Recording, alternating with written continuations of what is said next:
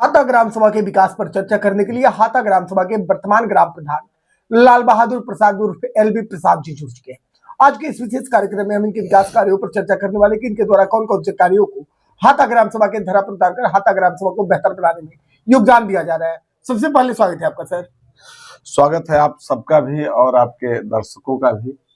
Sir, अगर हम बात करते हैं तो आपने अपने नेतृत्व में कौन कौन से विकास कार्यों को हाता की धरा पर उतारने का प्रयास किया और उतारा है, जिससे हाता को बेहतर दिशा और दशा मिल रहा है?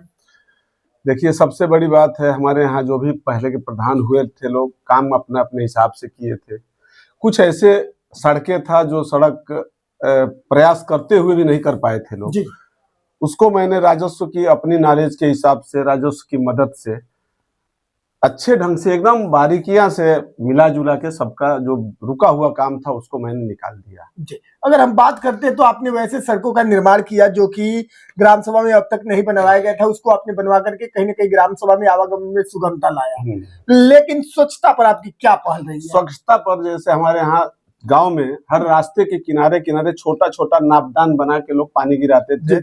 नहाने के बाद फिर बाल्टी से निकाल कर कहीं गड्ढे में ले जाते थे। उसके लिए मैंने भूमिगत नालियां बनवाया। जी जी जी जी जी। और उसके बाद अधिक से अधिक सोख्ता बनवा करके पानी को साफ सफाई पर ध्यान दिया मैंने।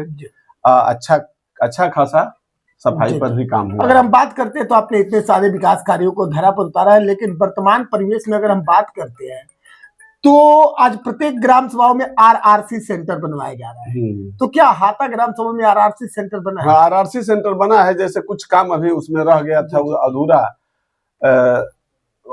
आर्थिक भाव से अभी काम करवा के फिर पेपर डाल रहे हैं। आरआरसी सेंटर भी हमारे यहाँ बना है। सर, आप किस तरह से अपने विकास कार्यों को धरा पर उतार रहे हैं कि हाता की जनता को प्रत्यक्ष रूप से नजर आ रहा है?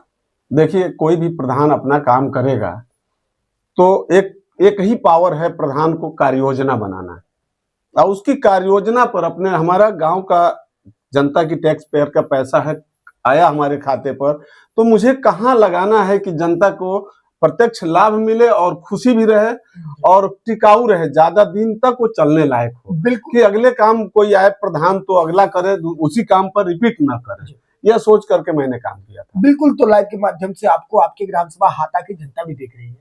26 के चुनाव को लेकर और इतने बेहतर कार्यों को लेकर जनता से क्या कहना चाहेंगे? जनता से यही कहना चाहूंगा कि जनता गुमराह ना हो और काम देखे और काम के समीक्षा करते हुए वोट डाले। चाहे मुझे या किसी और को, जिसको भी वोट डालना हो, वो काम की समीक्षा करे और फिर व्यवहार देखे। मैंने 5 साल में एक भी एफआईआर अपने यहाँ नहीं होने दिया। झगड़ा जो लोग भी लाए उसको आपस में समझा कर सलटा करके खत्म किया और अधिक से अधिक मामले को मैंने गांव में 2 रुपया बचाकर विकास खुद का भी लोग किए हैं। बिल्कुल। तो काफी सराहनीय पर है। मान लीजिए 26 के चुनाव में जनता आपको अगर पुनः मौका देती है कार्यों को देखते हुए और पुनः आपको ग्राम प्रधान बनाती है, तो ग्राम प्रधान बनने के बाद जो आपका सबसे पहला विकास का कार्य होगा हाता के लिए, वो कौन सा होगा? देखिए, हमने बहुत मेहनत किया कि चौमुखी विकास चारों तरफ से हो जी। लेकिन कुछ काम छूट रहा है जो एकदम इम्पोर्टेंट काम है और आर्थिक भाव में उसे मुझे लगता है कि छोड़ना पड़ेगा।